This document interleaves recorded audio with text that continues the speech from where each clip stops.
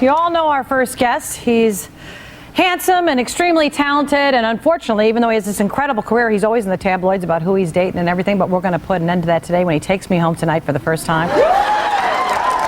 You all know him from his breakout role as King Leonidas. Leonidas. I know it's always hard for me to say big words. And the blockbuster hit 300, and from romantic comedies like P.S. I Love You and The Ugly Truth. Currently, he's starring in the thriller Law Abiding Citizen. Please welcome Gerard Butler.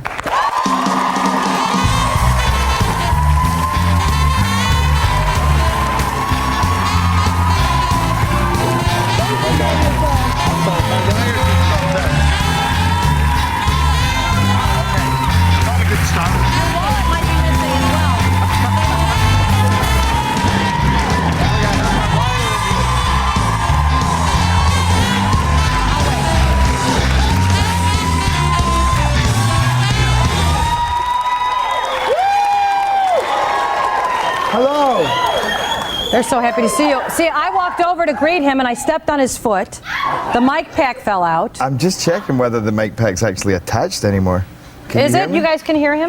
Yeah. Yes. Oh, good. Okay. Yes. Yeah, you were Welcome to the show. Already pulling my clothes off, huh? Well,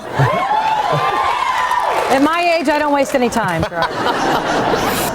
I guess not. Yeah. You were born and raised in Scotland. Yeah. Oh, it's a great place, Scotland. Have you been to Scotland? Yeah.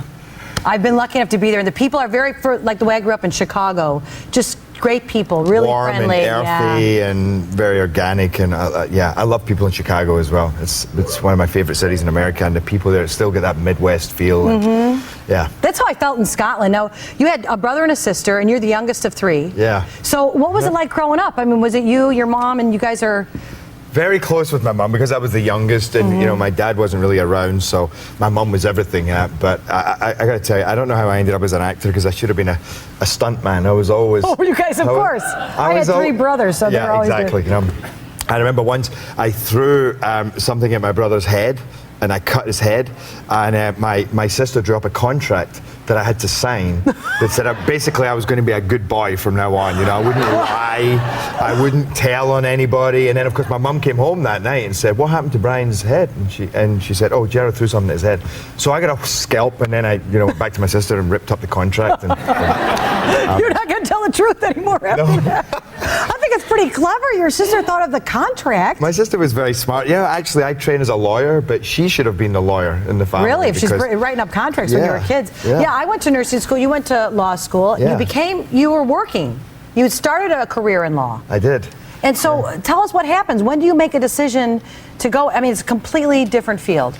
Yeah, I think it was always something that was eating away at me. You know, I even through school, from 11, 12 years old, I had the acting bug, and I really wanted to do it. But so was it something that, I mean, I know when I was growing up, it wasn't something that could really be attainable. It didn't seem like it could be real. Oh, no, not at all. I mean, you know, you think it might have been bad in Chicago, but in Scotland, you know, I think there hadn't been a film made in the British film industry for a long time, and anytime Scots were used as actors, they always played the drunks in some English drama, you know.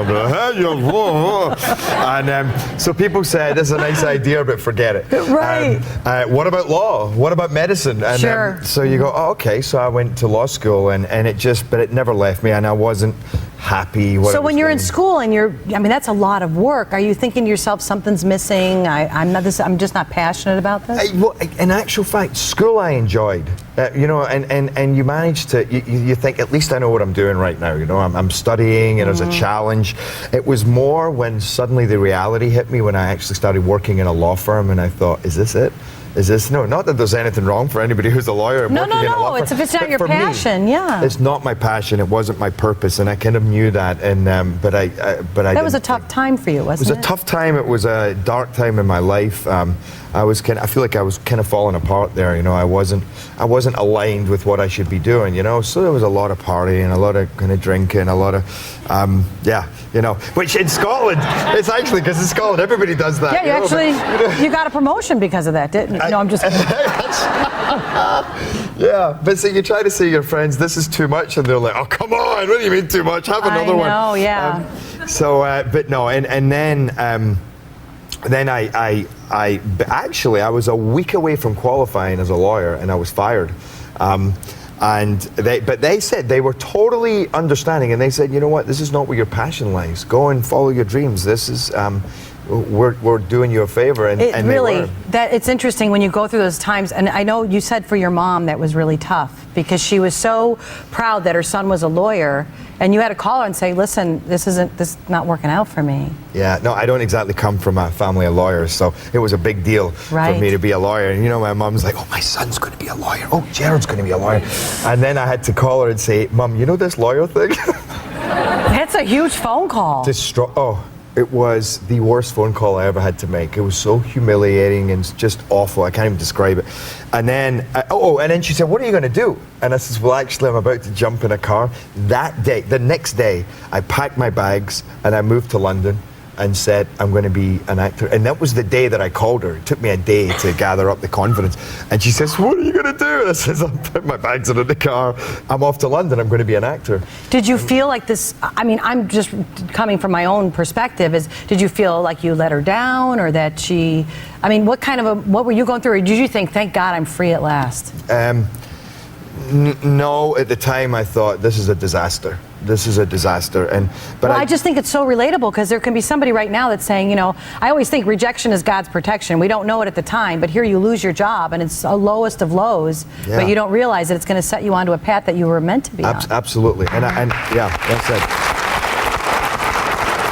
It's still hard for your mom, right? Yeah. Still hard. But I heard of somebody that said, and he was lying on his deathbed, and he said, you know, it's only the day you die that everything fits into place. You know, and up until then, you kind of no regrets, because that day was the worst day in my life, and now it's the best day in my life, because it freed me to do what I really should have been doing and what I wanted to do. But it didn't feel like that at the time. It was like, oh no. And for your mom too, right? She was, like you say.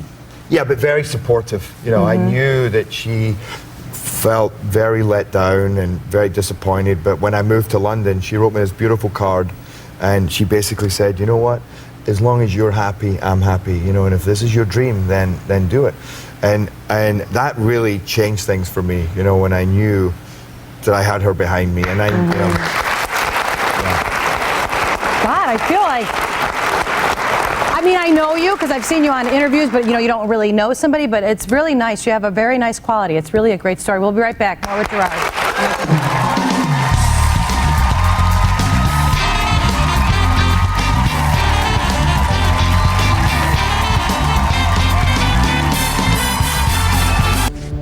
You didn't care, Nick. You didn't even try. You could have walked out of that courtroom with your head held high. I could have lived with that, Nick. You will end this.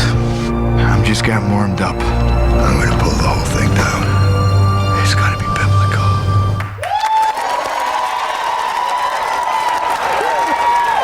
Yeah, looks good.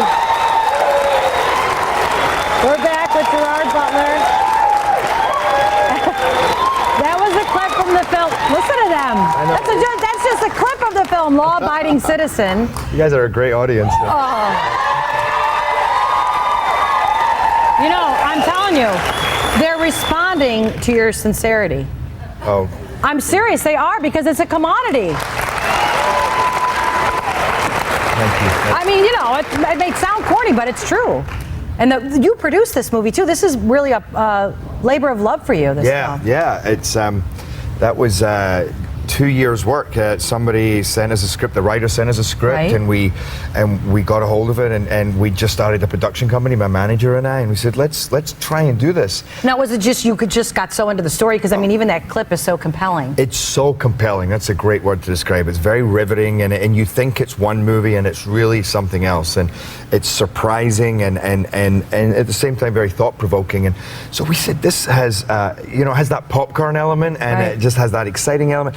We said, let's go with this. Let's see what we can do. So suddenly you're going out to finance companies, and you're talking about the whole distribution. journey. The whole journey, yeah. And well, you know, that's that thing that you do, and then. What's it then like you're when you filming. get to your story and then you're seeing, you know, all the shooting and the editing and everything's done and you're seeing it with an audience? What was that feeling like for you to be from the beginning a storyteller, you know, the part of the process? Well, I tell you, I was so involved in the developing of this and writing and working with the writers but when it came to editing, I think I was fortunate. I had to go and do another movie because I couldn't take it anymore. I was so exhausted by the process. Yeah, it's long. Long, yeah. And but it was good to finish that. But then, so it almost made it more exciting because I have to tell you, to be honest, I kind of thought it wasn't going to turn out well because I had been so involved in it. I'm going, well, what do I know about this? This is going to be terrible because I have some ideas in there. And I saw it and I went, this is great. And it's, you know, and if I do say so myself, you know, and I saw it with an audience, so they're all whooping and cheering and that's excellent. gasping, and you go, wow. Were they gasping with the nude scene, I suppose? Yeah, he does. Come on, Gerard. What's that like? Was that your input? Yeah. I must have a nude scene. Yeah, I think it's important for the public to get to see my body. Of at least course, yes. once.